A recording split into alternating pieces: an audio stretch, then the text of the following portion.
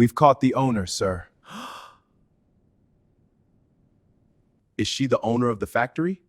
Affirmative, sir. She was caught trying to leave town with her 2 kids. What?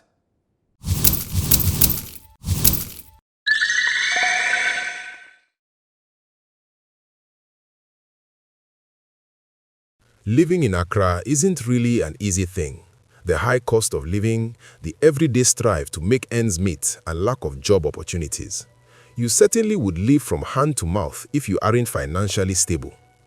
I used to be a human resource manager at Escape Company Limited. Things were rosy then with my mouth-watering salary. I spent extravagantly and without caution because I thought the money would keep coming. Fast forward, I got married and together we had 2 children.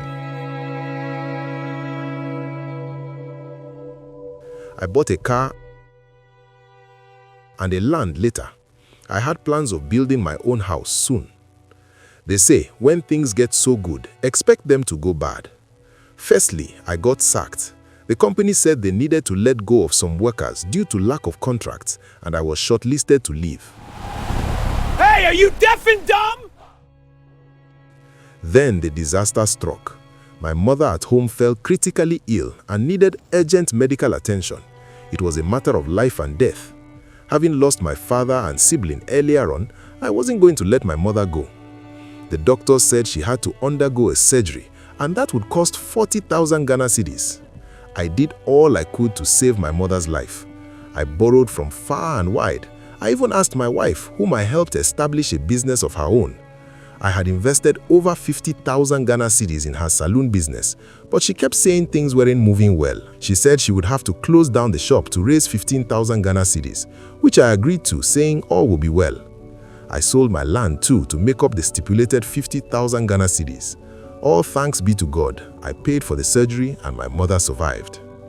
Things got drastically sour when my creditors grew tired of my incessant pleas. I had to sell my car to get them off my neck.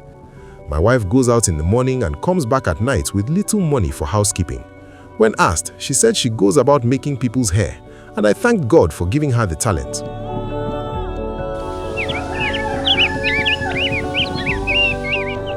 After a while, my wife turned on me and changed into a nagging mother. She kept telling me to go out and make some money.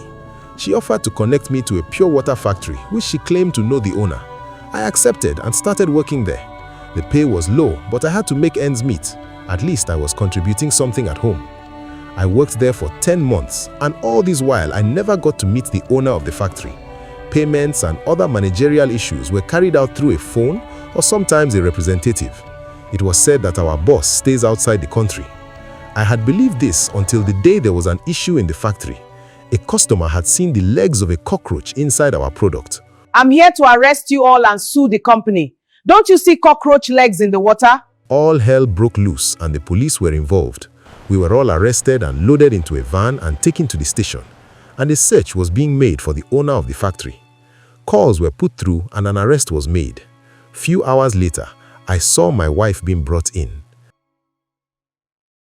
I wanted to yell and scream on top of my voice and inform them that she had absolutely nothing to do with it and that it was against human rights, but the next words I heard shut my mouth. We've caught the owner, sir. Is she the owner of the factory? Affirmative, sir. She was caught trying to leave town with her 2 kids. What? My wife couldn't look me in the eye, but bows in shame.